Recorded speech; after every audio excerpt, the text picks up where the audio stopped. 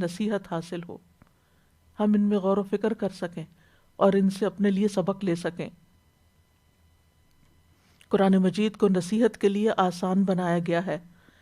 اللہ تعالیٰ کا ارشاد ہے وَلَقَدْ يَسَّرْنَا الْقُرْآنَ لِلذِّكْرِ فَهَلْ مِن مُدَّكِرٍ، اور بلا شبہ یقیناً ہم نے قرآن کو نصیحت کے لیے آسان کر دیا، تو کیا ہے کوئی نصیحت حاصل کرنے والا؟ یعنی کسی نے نیت کر لی ہے، ارادہ کر لیا۔ ابن کثیر اللہ تعالیٰ کے اس فرمان کے بارے میں کہتے ہیں کہ اس کا مطلب ہے کہ جو اس قرآن کے پڑھنے یا سیکھنے کا ارادہ کرتا ہے، ہم نے اس کے لیے الفاظ کو آسان بنایا اور اس کے معنی کو آسان بنایا تاکہ لوگ اس سے نصیحت حاصل کر سکیں، اس سے فائدہ اٹھا سکیں۔ پھر لوگوں کو اس کی طرف دعوت دینا۔ ہم میں سے ہر شخص جو یہ پروگرام سن رہا ہے اس کے لیے لازم ہے کہ وہ دوسروں کو بھی اس کے بارے میں بتائے۔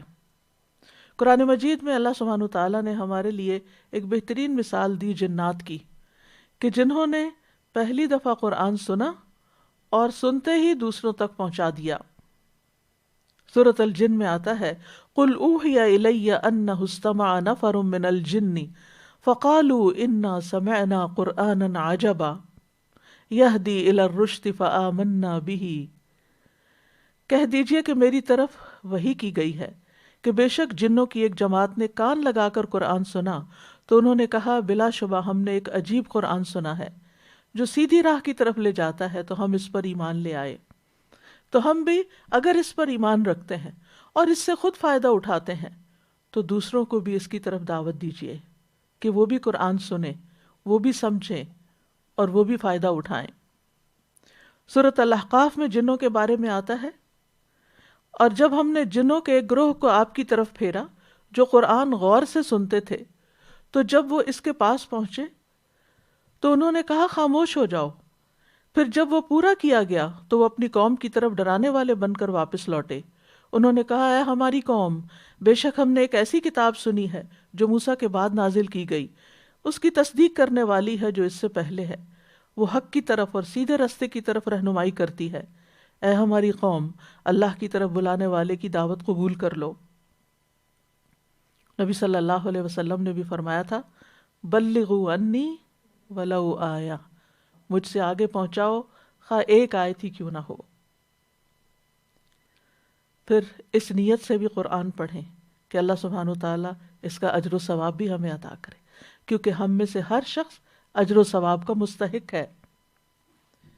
ہم میں سے کون اجر اور اس کی فضیلت سے محروم ہونا چاہے گا؟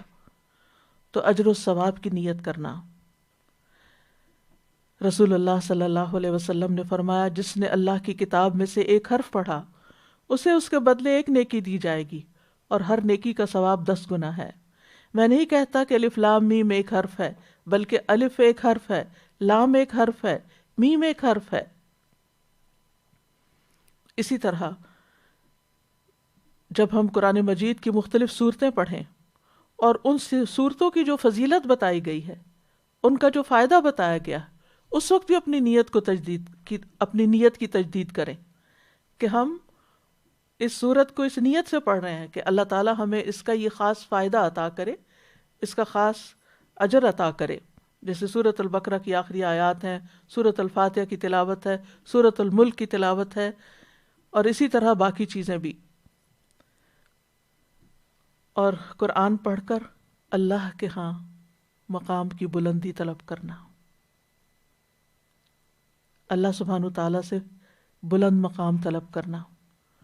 قرآن مجید کی شان اور مقام بہت عظیم ہے، اس کی قدر و قیمت بہت بلند ہے۔ وَإِنَّهُ فِي أُمِّ الْكِتَابِ لَدَيْنَا لَعَلِيٌّ حَكِيمٌ، بے شک وہ ہمارے پاس اصل کتاب میں یقیناً بہت بلند کمال حکمت والا ہے۔ تو جب آپ اللہ تعالیٰ کی اس کتاب کو پڑھیں تو اس کے ساتھ مقام کی بلندی کو بھی طلب کریں، کیونکہ یہ کتاب بعض لوگوں کو بلند مقام عطا کرتی ہے اور بعض کو نیچے گرا دیتی ہے۔ قیامت کے دن قرآن پڑھنے والے کا مقام بہت بلند ہوگا، ہر آیت کے بدلے اس کا درجہ بلند ہوتا چلا جائے گا۔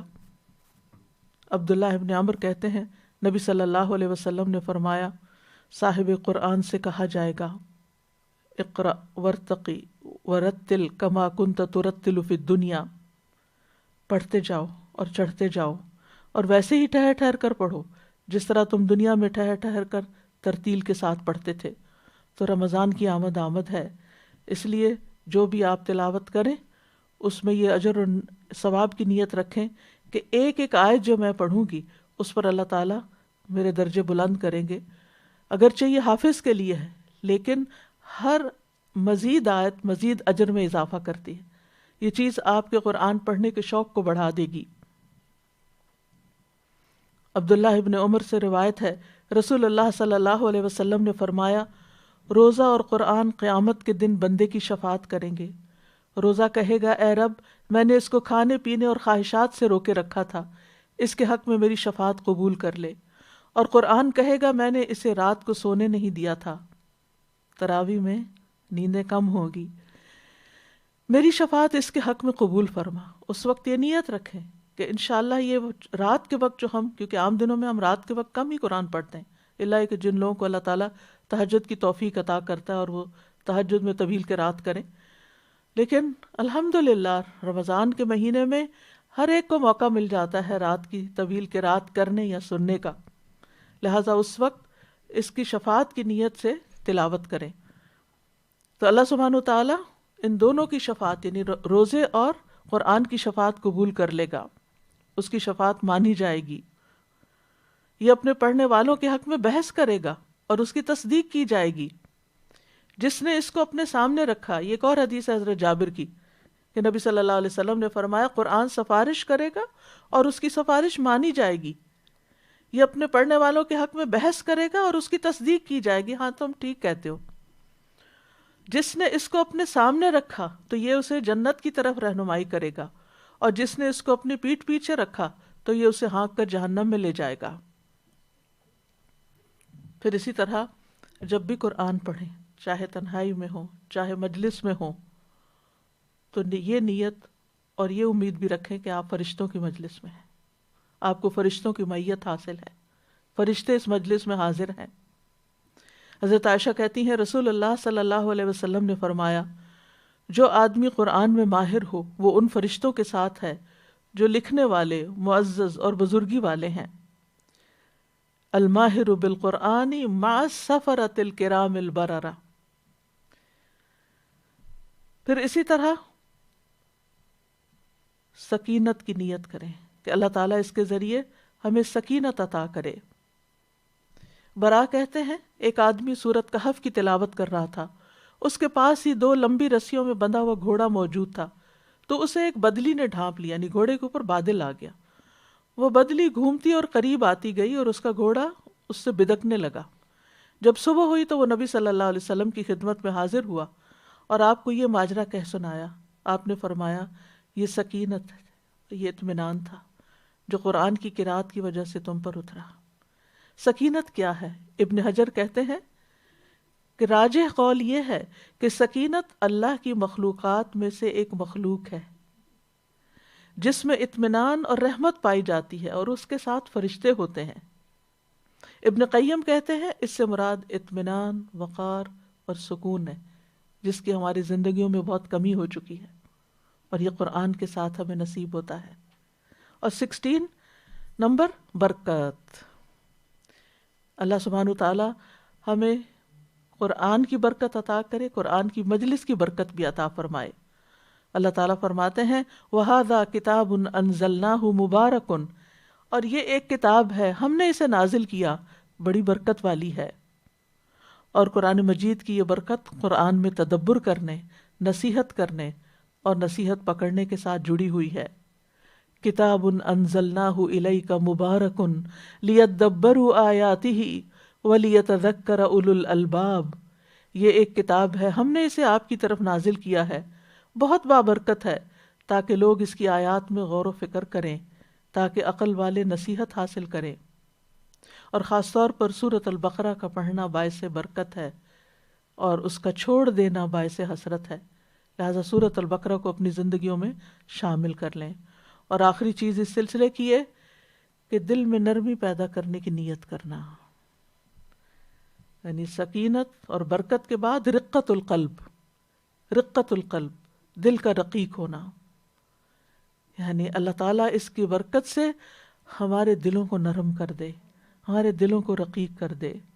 الم یأن للذین آمنوا ان تخشع قلوبہم لذکر اللہ وما نزل من الحق، کیا ان لوگوں کے لیے جو ایمان لائے وہ وقت نہیں آیا کہ ان کے دل اللہ کی یاد کے لیے اور اس حق کے لیے جھک جائیں جو نازل ہوا۔ ابن مسعود کہتے ہیں کہ ہمارے مسلمان ہونے اور اس بات کے درمیان کہ اللہ نے اس آیت کے ساتھ ہمیں ڈانٹ پلائی 4 سال سے زیادہ کی مدت نہ تھی، یعنی پھر ہمارے دلوں کے اندر وہ رقت آ گئی۔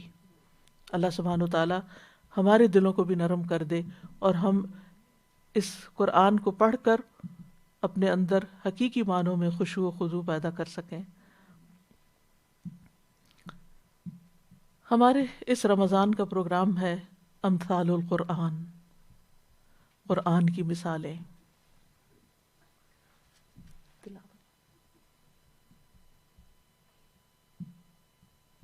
لو أنزلنا هذا القرآن على جبل لرأيته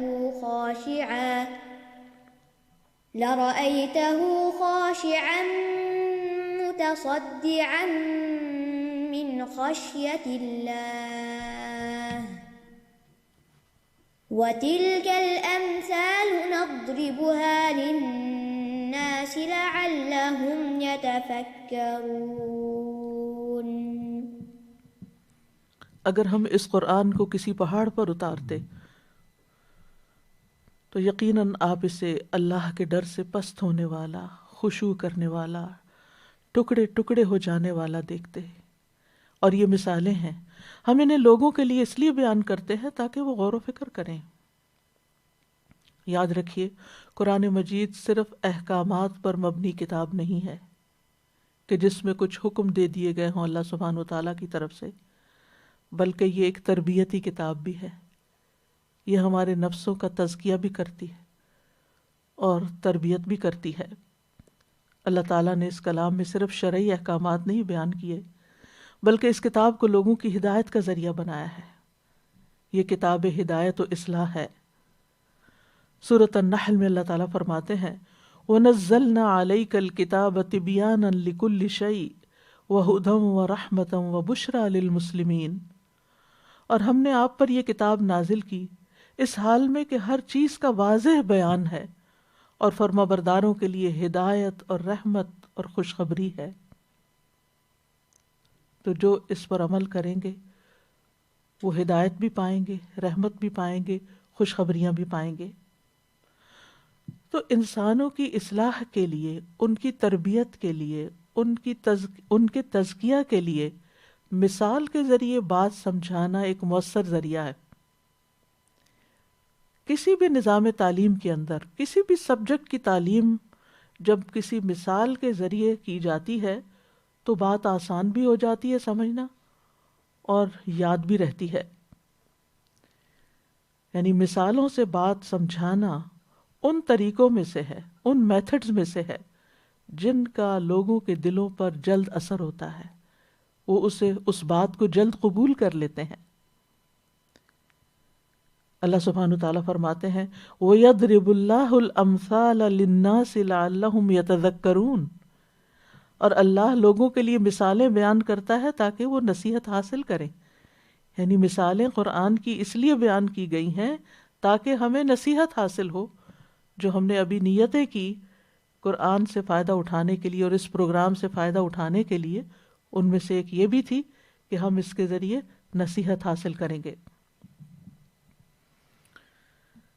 مثالوں کو بیان کرنا عربی زبان کا ایک بنیادی اصول ہے۔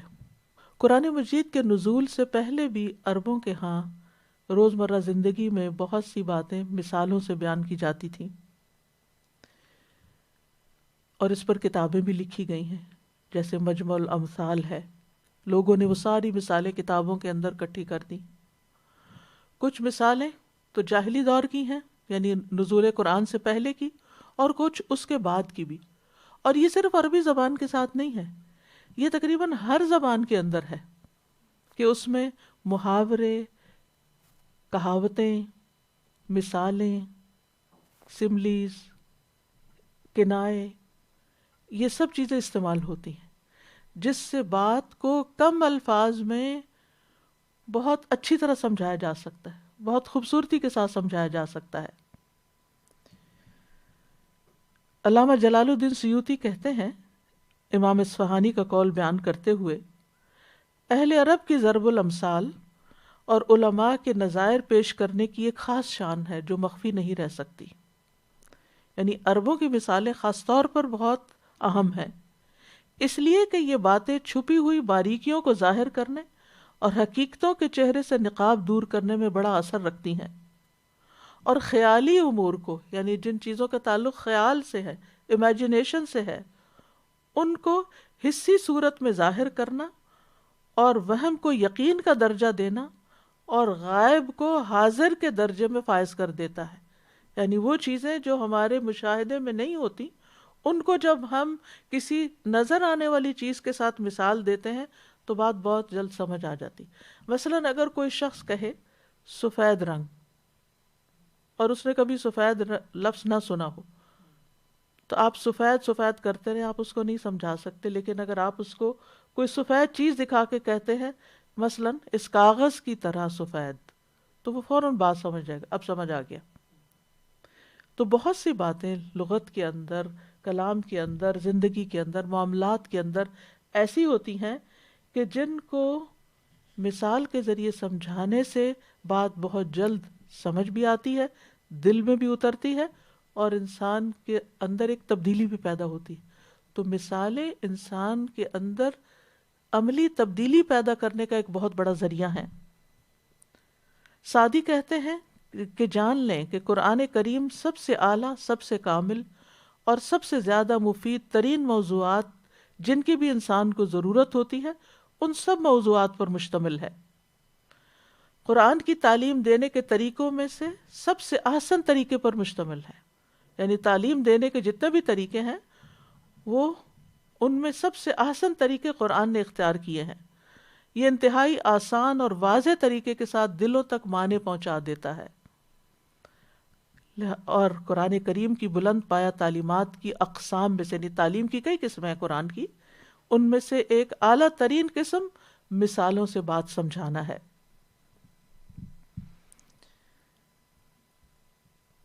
اللہ سبحانہ وتعالیٰ نے جتنی بھی مثالیں قرآن مجید میں بیان کی ہیں، ان میں انتہا درجے کی بلاغت پائی جاتی ہے۔ علماء کہتے ہیں کہ مثال کے علاوہ کسی اور کلام میں یہ چار چیزیں جمع نہیں ہوتی۔ یعنی بتانے کے، سکھانے کے جتنے بھی طریقے ہیں، ان میں یہ چار چیزیں جمع نہیں ہوتی، لیکن مثال سے جب کوئی چیز سمجھائی جاتی ہے تو اس میں یہ چار چیزیں پائی جاتی۔ نمبر 1، الفاظ کا مختصر ہونا۔ نمبر 2، معنی کا درست ہونا۔ نمبر 3، تشبیہ کا بہت احسن انداز میں پیش کیا جانا۔ تشبیہ ہوتی ہے ایک چیز کو دوسرے کے مشابہ قرار دینا۔ نمبر 4، کنائے کی عمدگی۔ بس ان چار چیزوں کی وجہ سے مثال میں انتہا درجے کی بلاغت پیدا ہو جاتی ہے۔ کنایہ کہتے ہیں علم بیان میں وہ کلمہ ہوتا ہے جس کے معنی مبہم اور پوشیدہ ہوں، اور وہ اپنے حقیقی معنوں کی بجائے مجازی معنوں میں استعمال ہوا ہو۔ اس طرح کے حقیقی معنی بھی مراد لیے جا سکتے ہوں، اور اس کے ذریعے، جیسے کہتے ہیں اشارہ کنایہ، یعنی اشاروں کنایوں میں بات سمجھا دینا، تو وہ کنایہ اس معنی میں بھی ہے۔ تو اس میں کوئی شک نہیں کہ جب کلام کو مثال بنا دیا جاتا ہے تو وہ کلام بولنے میں زیادہ واضح ہوتا ہے، سننے میں زیادہ خوبصورت ہوتا ہے، اور گفتگو کے مختلف پہلوؤں میں وسعت پیدا کر دیتا ہے۔ وضاحت بھی، خوبصورتی بھی اور وسعت بھی، یہ تین چیزیں اس میں آ جاتی ہیں کلام کے اندر۔ اور اللہ سبحانہ وتعالیٰ قرآن مجید میں بہت سے مقامات پر مثالوں کے ذریعے بات سمجھاتے ہیں۔ سورۃ النور میں آتا ہے وَيَضْرِبُ اللَّهُ الْأَمْثَالَ لِلنَّاسِ وَاللَّهُ بِكُلِّ شَيْءٍ عَلِيمٌ، اور اللہ لوگوں کے لیے مثالیں بیان کرتا ہے، اور اللہ ہر چیز کو خوب جاننے والا ہے۔ اور اللہ سبحانہ وتعالیٰ نے بندوں کی ضرورت کے پیش نظر مثالیں بیان کی ہیں، یعنی جہاں جس چیز کو سمجھانے کی ضرورت ہوئی اس کے مطابق مثال بھی لائی گئی۔ جیسے قرآن مجید کی سب سے پہلی مثال منافقین کے بارے میں ہے، اور اس سے پہلے منافقین کے طرز عمل کا ذکر ہے، اور پھر ان کی حقیقت حال کو مثال کے ذریعے واضح کر دیا گیا۔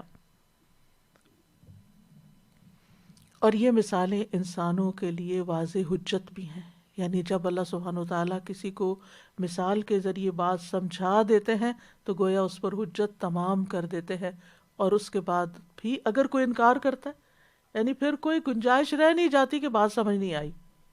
ویسے تو کسی کو بینیفٹ آف ڈاؤٹ دیا جا سکتا ہے کہ اس کو کہا گیا، بتایا گیا، پتہ نہیں اس کو سمجھ آیا یا نہیں آیا، لیکن مثال سے جب بات سمجھائی جاتی ہے تو وہ لازماً سمجھ آ جاتی ہے، اور پھر اس کے بعد اگر کوئی بات نہیں مانتا تو پھر اللہ سبحانہ وتعالیٰ کی طرف سے عذاب بھی آتا ہے۔ جن بستیوں کو تباہ کیا گیا ان کے بارے میں آتا ہے سورۃ الفرقان میں، وَكُلًّا ضَرَبْنَا لَهُ الْأَمْثَالَ وَكُلًّا تَبَّرْنَا تَتْبِيرًا، اور ہر ایک کے لیے ہم نے مثالیں بیان کی اور ہر ایک کو ہم نے پھر بری طرح تباہ کر دیا۔ یعنی جب انہوں نے سمجھا نہیں، سمجھنے کی کوشش نہیں کی تو پھر ان کی شامت بھی آئی۔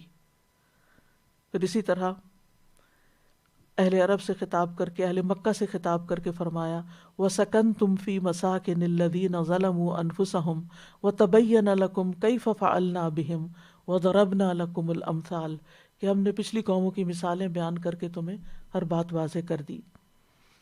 تو مثال کو بیان کرنے کے کئی فائدے ہوتے ہیں، جن میں سے سب سے پہلا یہ کہ مثال جو ہے مسائل کو حسی بنا دیتی ہے، محسوس کرنے والا بنا دیتی ہے، یعنی پیچیدہ عقلی حقائق اور امیجنیشن میں ہونے والی چیزیں اور بہت دور دراز کے کانسیپٹس کو، ان کے فاصلوں کو سمیٹ دیتی ہے، اور محسوس نظر آنے، محسوس کا مطلب ہوتا ہے وہ چیز جو حواس خمسہ سے ہماری ادراک میں آ جائے، جس کو ہم محسوس کر سکیں، دیکھ سکیں، چھو سکیں، سن سکیں۔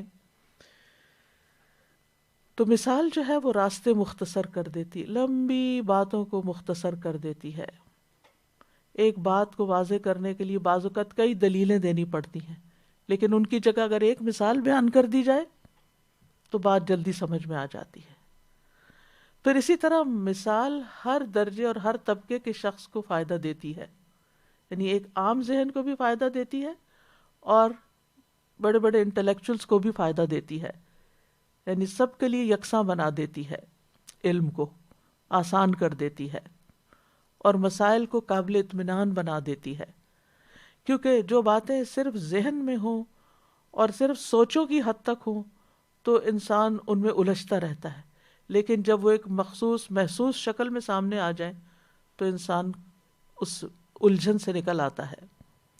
پھر اسی طرح بہت سے لوگ جو ہٹ دھرم ہوتے ہیں اور میں نہ مانوں کے طریقے پہ چل رہے ہوتے ہیں، ایسے لوگوں کو اگر صرف لاجک سے یا صرف دلائل سے سمجھایا جائے تو بعض اوقات وہ اس کے مقابلے میں حجت بازی کرتے رہتے ہیں، لیکن اگر کوئی سمپل سی مثال دے کے بات کی جائے تو وہ خاموش ہو جاتے ہیں۔ تو اس اعتبار سے بھی مثال بہت فائدہ مند ہوتی ہے۔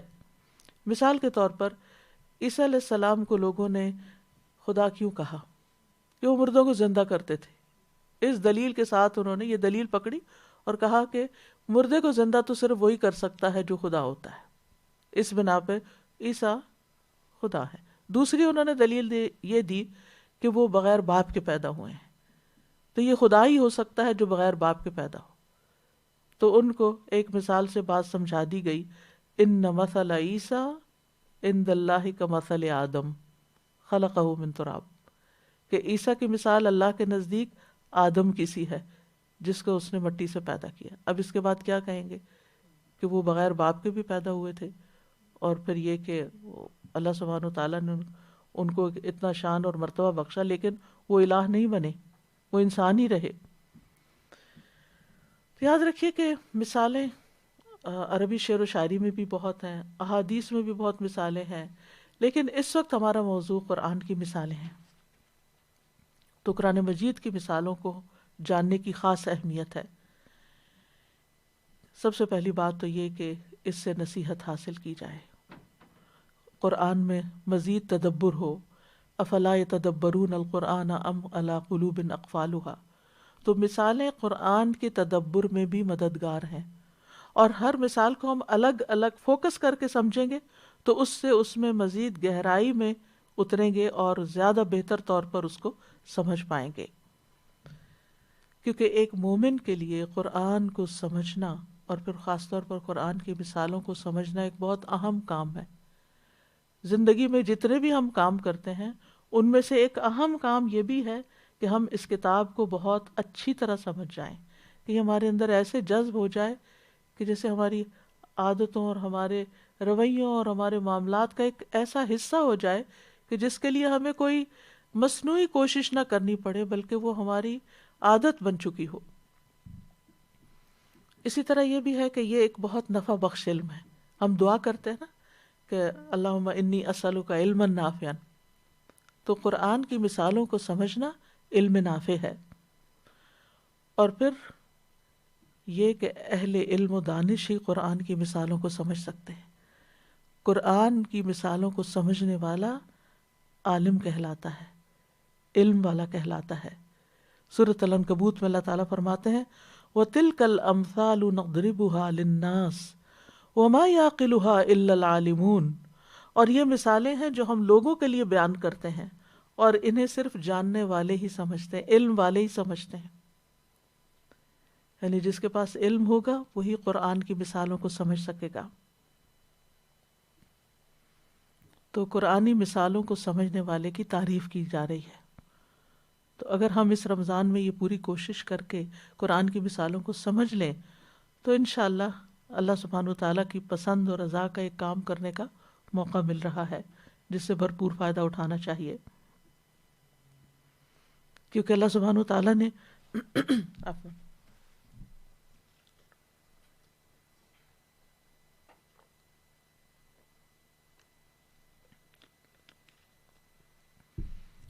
کیونکہ اللہ سبحانہ وتعالیٰ نے جو مثالیں بیان کی ہیں وہ اہم امور سے متعلق ہیں، بلند مقاصد سے متعلق ہیں، یعنی ان کو سمجھانا مقصود تھا، اہم مسائل کی مثالیں ہیں. کیونکہ اللہ سبحانہ وتعالیٰ نے خود ان میں غور و فکر کی دعوت دی ہے، نصیحت لینے کا حکم دیا ہے، ترغیب دی ہے کہ ہم ان میں غور و فکر کریں. لہٰذا یہ ہماری ذمہ داریوں میں سے ایک ذمہ داری تھی جس کو اللہ تعالیٰ پورا کرنے کا موقع دے رہا ہے کہ ہم ان میں اچھی طرح غور و فکر کریں. یہ قرآن کریم کے اہم عظیم علوم میں سے ایک علم ہے، امثال القرآن. ماوردی کہتے ہیں قرآن کے عظیم علوم میں سے قرآن کی مثالوں کا علم حاصل کرنا ہے، کیونکہ لوگ اس سے غافل ہیں. کیونکہ وہ مثالوں کے ساتھ مشغول ہو جاتے ہیں اور جن چیزوں کی مثالیں دی گئی ہوتی ہیں ان کو فراموش کر دیتے ہیں. تو یہاں پر جو قرآن مجید کی مثالیں ہیں وہ آپ دیکھیں گے کہ وہ صرف ایک لفظ کو دوسرے لفظ سے مثال نہیں دی گئی، یا صرف لفظی مثالیں نہیں، بلکہ وہ پورا کانسیپٹ، پورا واقعہ اور پوری حکایت ہوتی ہے جس کے لیے کوئی مثال بیان کی جاتی ہے. اس کے پیچھے اس کی ایک ہسٹری ہوتی ہے. اور کہتے ہیں کہ جس چیز کی مثال دی جاتی ہے اسے مثال کے بغیر بیان کرنا ایسا ہی ہے جیسا کہ گھوڑا لگام کے بغیر اور اونٹنی نکیل کے بغیر. نبی صلی اللہ علیہ وسلم نے بھی قرآنی مثالوں سے عبرت حاصل کرنے کا حکم دیا ہے. نبی صلی اللہ علیہ وسلم نے فرمایا پہلی کتابیں ایک باب یعنی ایک موضوع پر اور ایک لہجے میں نازل ہوئیں، اور قرآن 7 ابواب یعنی 7 موضوعات پر اور 7 لہجوں میں نازل ہوا. اس میں تنبیہات، وارننگز، احکام، حلال، حرام، واضح اور فیصلہ کن احکام، متشابہات اور مثالیں ہیں. بس اس کے حلال کو حلال کر لو، اس کے حرام کو حرام ٹھہراؤ، جس کا تمہیں حکم دیا گیا ہے وہ کرو، اور جس سے تمہیں روکا گیا ہے اس سے رک جاؤ، اور اس کی مثالوں سے عبرت حاصل کرو. یہ نبی صلی اللہ علیہ وسلم کا فرمان ہے. لہٰذا جب ہم یہ مثالیں پڑھیں گے تو ان سے سبق بھی نکالیں گے، ان سے سبق حاصل کریں گے. اور فرمایا اور اس کے محکم یعنی واضح احکامات پر عمل کرو اور اس کے متشابہ پر ایمان لاؤ اور کہو آمنا بہ کل من عند ربنا، یعنی اس کے متشابہات پر ہم ایمان لاتے ہیں سب ہمارے رب ہی کی طرف سے ہے۔ عمرو بن عاص نے نبی صلی اللہ علیہ وسلم سے 1000 مثالیں سمجھی تھی۔ ابن کثیر نے عمرو بن عاص سے نقل کیا، وہ کہتے ہیں کہ میں نے رسول اللہ صلی اللہ علیہ وسلم سے بیان کردہ 1000 مثالوں کو سمجھا، یعنی جو قرآن کے علاوہ بھی تھی۔ تو ہیثمی المجمع میں کہتے ہیں کہ یہ عمرو بن العاص رضی اللہ عنہ کی بہت بڑی فضیلت ہے، کیونکہ وَتِلْكَ الْأَمْثَالُ نَضْرِبُهَا لِلنَّاسِ وَمَا يَعْقِلُهَا إِلَّا الْعَالِمُونَ، یہ مثالیں ہم سب لوگوں کے لیے بیان کرتے ہیں، لیکن ان کو سمجھتے صرف علم والے ہی ہیں۔ اسی لیے سلف صالحین قرآن کی مثالیں سمجھ نہ آنے پر رویا کرتے تھے۔ ان میں سے ایک نے کہا کہ جب میں قرآن کی کوئی مثال پڑھتا ہوں پھر میں اس میں تدبر نہیں کر پاتا تو میں خود پر روتا ہوں، کیونکہ اللہ تعالیٰ کا فرمان ہے وَتِلْكَ الْأَمْثَالُ نَضْرِبُهَا لِلنَّاسِ وَمَا يَعْقِلُهَا إِلَّا الْعَالِمُونَ، اور یہ مثالیں ہیں جو ہم لوگوں کے لیے بیان کرتے ہیں اور انہیں صرف جاننے والے ہی سمجھتے ہیں۔ مثالوں کو سمجھنے کے اعتبار سے مومن اور غیر مومن میں بھی فرق ہے۔ اللہ تبارک و تعالیٰ فرماتے ہیں کہ قرآن مجید میں جو مثالیں بیان کی گئی ہیں یہ ہدایت کے حاصل ہونے کے اسباب میں سے ہیں، کیونکہ ان سے بہت سے لوگ فائدہ اٹھاتے ہیں جو غور و فکر کرتے ہیں، اور بہت سے لوگ ان سے گمراہ بھی ہوتے ہیں جو ان سے روگردانی کرتے ہیں۔ ان اللہ لا یستحی ان یضرب مثلا ما بعودۃ فما فوقها فاما الذین آمنوا فیعلمون انہ الحق من ربهم واما الذین کفروا فیقولون ماذا اراد اللہ بہذا مثلا یضل به کثیرا ویہدی به کثیرا وما یضل به الا الفاسقین۔ بے شک اللہ اس سے نہیں شرماتا کہ کوئی بھی مثال بیان کرے، مچھر کی ہو یا جو اس کے اوپر ہے اس کی، لیکن جو لوگ ایمان لائے وہ جانتے ہیں کہ بے شک یہ ان کے رب کی طرف سے حق ہے۔ رہے وہ جنہوں نے کفر کیا تو وہ کہتے ہیں کہ اللہ نے اس مثال کے ساتھ کیا ارادہ کیا ہے، اور وہ اس کے ساتھ بہتوں کو گمراہ کرتا ہے اور اس کے ساتھ بہتوں کو ہدایت دیتا ہے، اور اس کے ساتھ فاسقوں کے سوا کسی کو گمراہ نہیں کرتا۔ تو مثالیں ہدایت کا ذریعہ بھی ہیں اور بعض لوگوں کی گمراہی کا ذریعہ بھی ہیں۔ اللہ سبحانہ تعالی ہمیں ان کے ذریعے ہدایت عطا فرمائے اور ہمارے ایمان میں اضافہ کرے۔ تو امثال القرآن لفظ جو ہے یہ امثال مثل سے ہے، امثال مثل کی جمع ہے۔ قرآن مجید میں یہ لفظ 41 بار سے زیادہ آیا ہے، اور اس کے روٹس میں اور بھی بہت سے لفظ آتے ہیں، جیسے مثل اور مثلہم، وہ تو خیر مثل ہی کے ساتھ وہ آیا ہے، اس اعتبار سے بھی آیا ہے۔ پھر اسی طرح مثلا، طریقتکم المثلا، مثالی طریقہ۔ تو مثل کا لفظ جو ہے وہ دو طرح سے بولا جاتا ہے، ایک مثل اور ایک مثل۔ اور مثل کا معنی ہوتا ہے مشابہ، مشابہ ہونا، اور مثل کا مطلب ہوتا ہے صفت، یعنی کہ مثلہم یعنی صفتہم، ان کی مثال یعنی ان کی صفت۔ تو مثال میں ایک چیز کو دوسری چیز سے تشبیہ دی جاتی ہے، کیونکہ دونوں کے درمیان کوئی مماثلت پائی جاتی ہے، کوئی چیز کامن ہوتی ہے، جس کی وجہ سے پھر وہ ایک چیز دوسری سے مشابہ ہو جاتی ہے، اور وہ ذہن میں ہوتی ہے، اور جو اس سے مشابہ سامنے ہوتی ہے وہ مثال کے ذریعے واضح ہو جاتی ہے۔ کیونکہ قرآن مجید میں کچھ چیزیں ایسی ہیں کہ جو ماضی کے واقعات سے تعلق رکھتی ہیں، کچھ چیزیں ایسی ہیں کہ جو ابھی انسانی علم کا ان میں احاطہ نہیں ہے، کچھ ایسی چیزیں ہیں جو علم الغیب سے تعلق رکھتی ہیں۔ تو ایسی بہت سی چیزوں کو سمجھانے کے لیے اللہ سبحانہ وتعالیٰ نے مثالوں کو بیان کیا ہے اپنی اس کتاب میں۔ امثال القرآن کی دو بڑی قسمیں ہیں، ایک ہے صریح مثالیں جن میں لفظ مثل استعمال ہوا ہے، جیسے مثلہم کمثل الذی استوقد نارا، یہ صریح مثال ہے کہ اس شخص کی مثال اس کی طرح ہے، یعنی مثلہم، ان کی مثال اس شخص کی مثال کی طرح ہے۔ یہ ہیں واضح مثالیں، صریح مثالیں جن میں لفظ مثل استعمال ہوا۔ دوسری ہیں چھپی ہوئی مثالیں۔ یہ وہ مثال ہوتی ہے کہ اس نص میں مثال کے الفاظ ذکر نہیں کیے گئے ہوتے، لیکن ان کا حکم مثالوں کا ہی ہوتا ہے۔ یعنی کچھ مثالوں میں تو آپ کو لفظ مثل ملے گا، لیکن کچھ مثالیں ایسی ہوں گی کہ جن میں لفظ مثل یا مثال نہیں آئے گا، لیکن ہوگی وہ مثال ہی۔ جیسے سورۃ توبہ کی آیت نمبر 109، افمن اسس بنیانہ علی تقوی من اللہ ورضوان خیر ام من اسس بنیانہ علی شفا جرف ہار فانہار بہ فی نار جہنم واللہ لا یہدی القوم الظالمین۔ تو کیا وہ شخص جس نے اپنی عمارت کی بنیاد اللہ کے خوف اور اس کی خوشنودی پہ رکھی وہ بہتر ہے، یا وہ جس نے اپنی عمارت کی بنیاد کھوکھلے تودے کے کنارے پہ رکھی جو گرنے والا تھا، پس اسے لے کر جہنم کی آگ میں گر گیا، اور اللہ ظالم لوگوں کو ہدایت نہیں دیتا۔ تو انشاءاللہ آگے جا کر ان کی مزید وضاحت کریں گے، لیکن یہ دو مثالیں ہیں کہ جن میں ایک واضح مثال اور ایک چھپی ہوئی مثال۔ قرآنی مثالوں میں کیا چیزیں پائی جاتی ہیں؟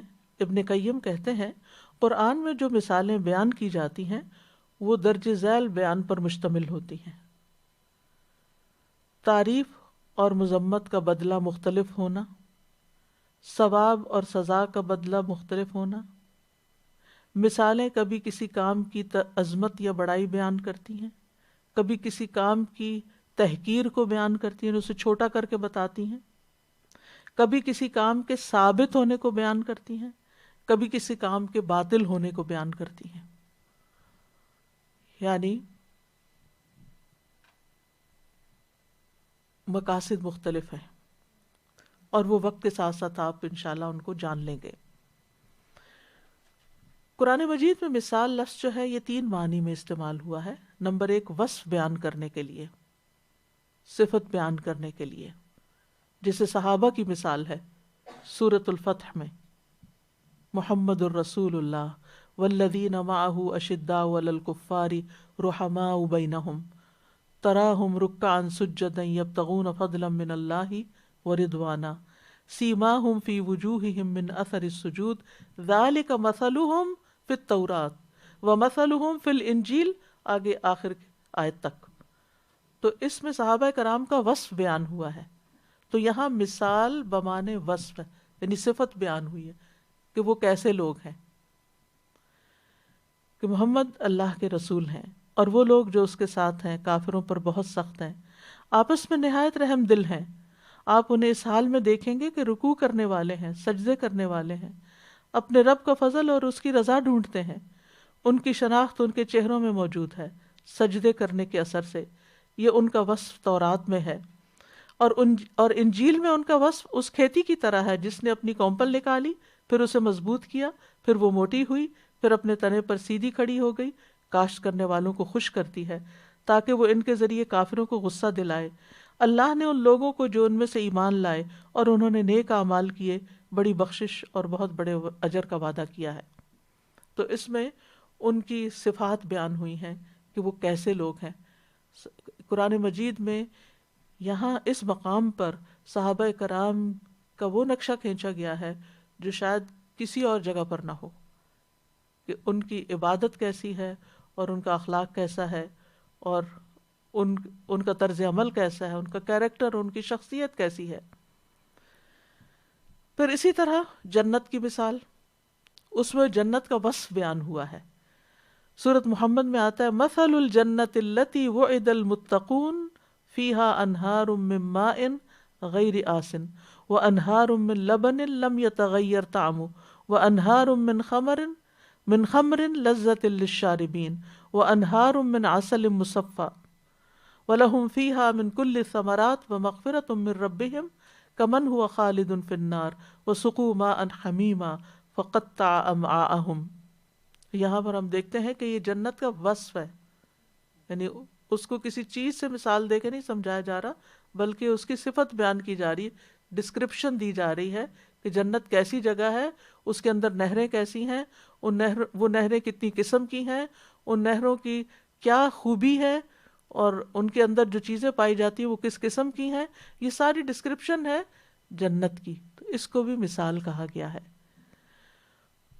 دوسرا معنی مثال کا قرآن میں کردار کی مثال دینے کے لیے، یعنی کسی کے کردار کو بیان کرنے کے لیے، جس میں نوح اور لوط علیہ السلام کی بیویوں کی مثال ہے. اللہ سبحانہ وتعالیٰ فرماتے ہیں ضرب اللہ مثلا للذین کفروا امرأۃ نوح وامرأۃ لوط. اللہ نے ان لوگوں کے لیے جنہوں نے کفر کیا نوح کی بیوی اور لوط کی بیوی کی مثال بیان کی ہے علیہم السلام.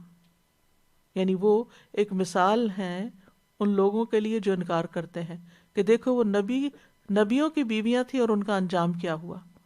تو یہ ایک اور مثال کا انداز ہے. تیسری قسم ہے جو زیادہ تر ملتی ہے وہ مثال التشابہ ہے، کسی چیز کی تشبیہ دینے کے لیے. جیسے اللہ کے نور کی مثال ہے سورۃ النور میں، اللہ نور السماوات والارض مثل نورہ کمشکاۃ فیہا مصباح المصباح فی زجاجہ الزجاجۃ کأنہا کوکب دری یوقد من شجرۃ مبارکۃ زیتونۃ لا شرقیۃ ولا غربیہ یکاد زیتها یضیء ولو لم تمسسہ نار نور علی نور یہدی اللہ لنورہ من یشاء ویضرب اللہ الامثال للناس واللہ بکل شیء علیم. اللہ آسمانوں اور زمین کا نور ہے، اس کے نور کی مثال ایک تاک کی سی ہے جس میں ایک چراغ ہے. وہ چراغ ایک فانوس میں ہے، وہ فانوس گویا چمکتا ہوا تارا ہے. وہ چراغ ایک مبارک درخت زیتون سے روشن کیا جاتا ہے جو نہ شرقی ہے اور نہ غربی. اس کا تیل قریب ہے کہ روشن ہو جائے، خواہ اسے آگ نے نہ چھوا ہو. نور پر نور.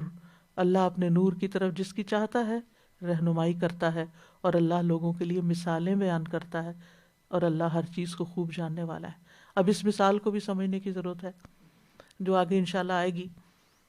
تو مختصر یہ کہ قرآنی مثالوں کی کچھ غرض و غایت ہے، کوئی مقصد ہے، جن میں سب سے پہلا مقصد نفوس کی اصلاح ہے، تزکیہ ہے، تربیت ہے،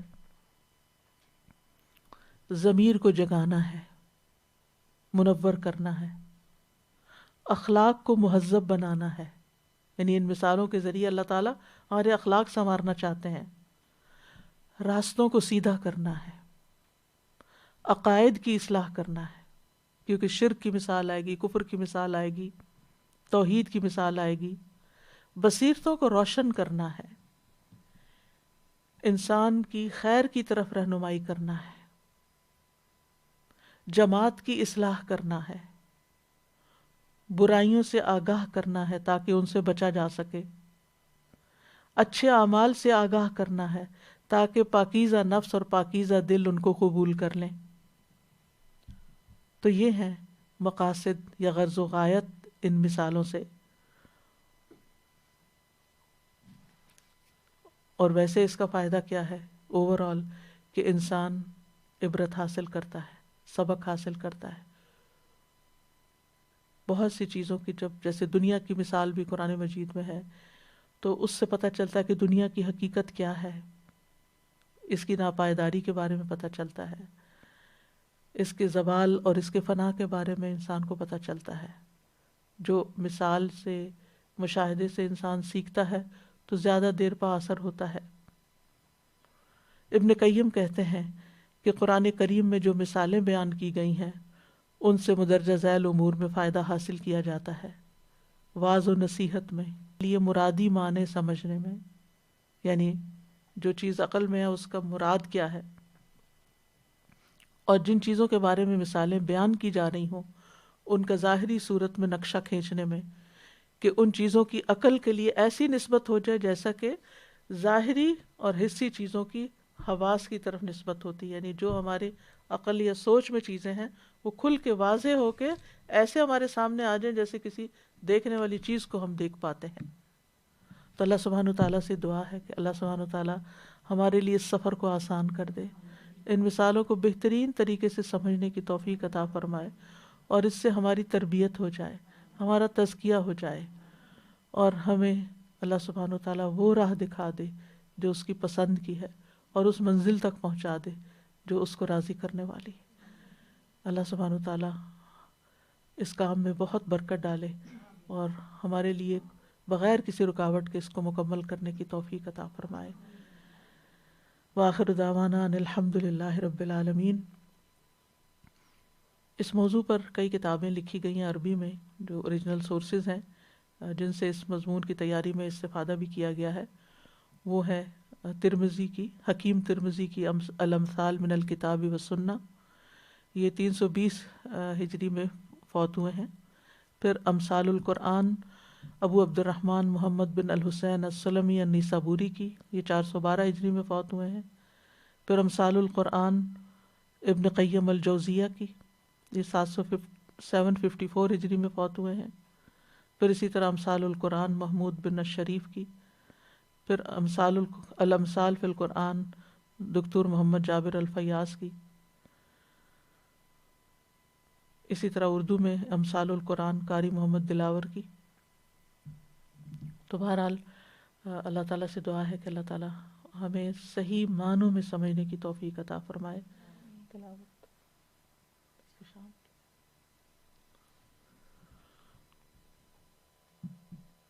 لو أنزلنا هذا القرآن على جبل لرأيته خاشعا متصدعا من خشية الله وتلك الأمثال نضربها للناس لعلهم يتفكرون۔ سبحانک اللہم وبحمدک اشہد ان لا الہ الا انت استغفرک واتوب الیک۔ السلام علیکم ورحمۃ اللہ وبرکاتہ۔ اللهم كما صليت على إبراهيم إنك حميد مجيد، اللهم بارك على محمد وعلى آل محمد كما باركت على إبراهيم وعلى آل إبراهيم إنك حميد مجيد۔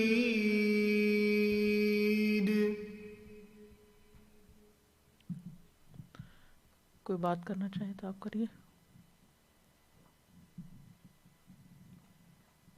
جی ہمارا